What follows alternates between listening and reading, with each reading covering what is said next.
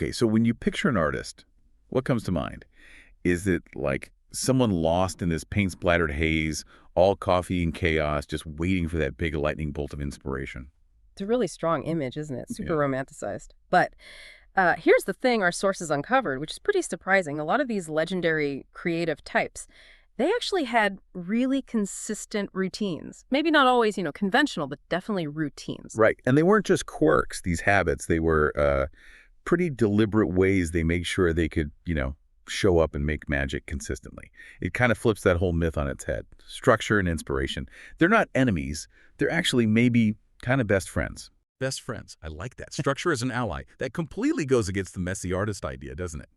So let's get into it. How did these icons actually do that? Who should we look at first?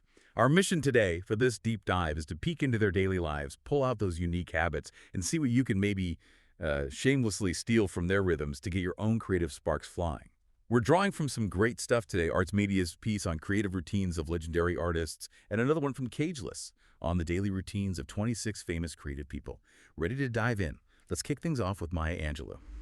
Poet, memoirist. I mean, I know why the caged bird sings. Her voice was just, wow. A global force for justice, but also for joy. In her routine, I remember reading this, the hotel room detail just jumps out. She rented a cheap hotel room nearby every single day just for writing. And get this, she brought barely anything. A Bible, a legal pad, maybe some sherry. Oh, and cards for solitaire. That was it. No distractions, no frills, definitely no excuses. What do you think was really key there? Was it the hotel or something else? It's definitely about that sacred space, yeah. But not like fancy sacred. It's about the separation. She was deliberately cutting herself off from the everyday stuff, mentally, physically, stepping into the zone where only the writing mattered. That boundary, that intense focus, by minimizing distractions. Yeah. That's the steal. You don't need a hotel. It could just be a clean corner of your desk, right? Right. As long as you treat it like your genius zone, it's the intention. Okay, intention, not expense. I Yeah. like that.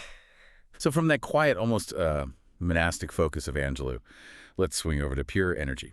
Pablo Picasso, the Spanish painter who basically invented Cubism. Yeah. You can just picture him, right? Yeah, but what if the nose goes over there? He just never stopped playing. Mhm. And his routine, relentless, according to our sources. He worked every day. Like creativity was his oxygen or something. Like definitely a messy maestro vibe. His studio apparently looked like a Technicolor tornado hit it. And he was fine with that, liked it even. Yeah, he absolutely wasn't about tidiness. And the big takeaway from Picasso, I think, is just doing it every day. Forget waiting for some perfect muse to show up. His whole thing was creating through the chaos, wasn't it? Just Yeah. doodle, sketch, make weird stuff, then do it again tomorrow. It's like exercise for the creative brain. Yeah. And yeah, perfection is way overrated. Picasso would definitely approve of your messy first draft. Yeah, the Messy Maestro definitely gives us permission to just start, show up Yeah. consistently. And speaking of consistency, our next artist takes it to a whole other level. Let's talk discipline. Haruki Murakami, the Japanese novelist. His books are full of jazz, cats, these surreal, dreamlike worlds, and his routine is legendary, like a marathon monk, someone called it. Wakes up at 4 a.m., writes for 5, maybe 6 hours, runs 10 kilometers, bed by 9 p.m. every single day. That discipline, it's got to be his secret sauce, right? It really seems like it. And, it connects to others, too. Hemingway, for instance, he wrote Right at First Light. He talked about that quiet, cool morning air and how you sort of warm as you write. And crucially, stopping when you knew what came next, so you could pick it up easily the next day. So the steal from Murakami and Hemingway, too, is that rhythm. Creativity loves rhythm. It doesn't have to be 4 a.m. or marathons. But even just, say, 30 minutes, same time, same place, it trains your brain, gets you in the zone faster. It's like creativity cardio, builds that stamina. Creativity cardio. Love it. Okay, so from morning discipline, let's shift gears. How about drawing fuel from, well, life itself, emotions, environment? Yeah. Start with Frida Kahlo, Mexican artist. Those incredible self-portraits. So much raw honesty about her pain, both physical and emotional. That surreal beauty. After that terrible bus accident, she was in constant pain, and she literally turned her bed into her studio. Painted with a mirror above her. Yeah. Art became her therapy, her way of expressing everything she was going through. It's such a powerful example, isn't it? That art doesn't have to be pretty or happy. Let your pain or, your awkward moments, your heartbreaks, whatever it is, let that fuel the work.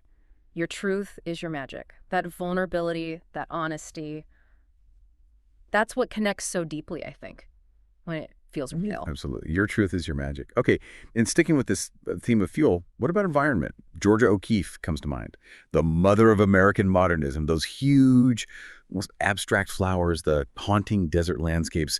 She actually made this huge life shift, didn't she? Left the whole noisy New York art scene, moved out to New Mexico, found her inspiration in, like, silence, Yeah. bones, cliffs, those vast desert Yeah, skies. a total change of scenery. And that's a great point for everyone listening. Sometimes your creativity just needs nature or Yeah. silence or just getting away from the usual routine. Maybe it's stepping outside for a walk. Maybe it's a weekend completely offline.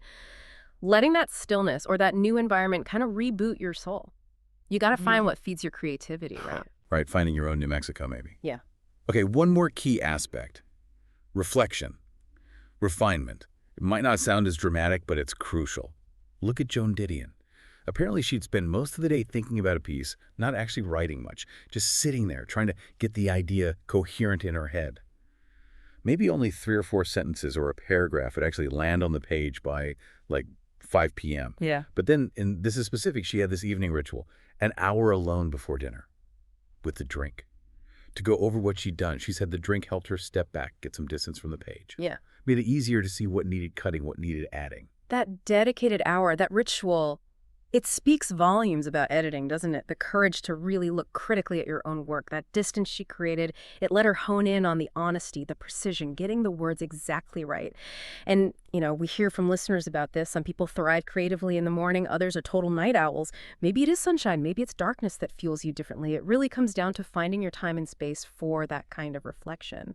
What works for you? So, wrapping this all up, what's the big takeaway for everyone listening? Our sources are pretty clear. You don't have to paint like Picasso. You don't have to write like Maya Angelou.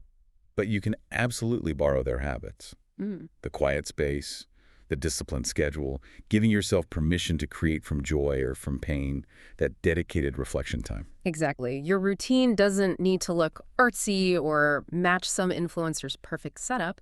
It just has to work for you. That's the core message from all these very different creative giants. Totally agree. So think about it.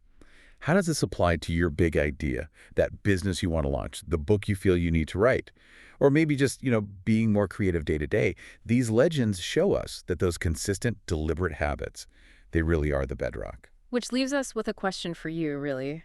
How can you maybe play around with some of these stolen routines? Experiment a bit. How can you discover your own unique creative timetable? Maybe you already have a wonderfully weird habit that helps you create a certain time, place, a lucky object. What is it, and how can you maybe lean into it even more deliberately?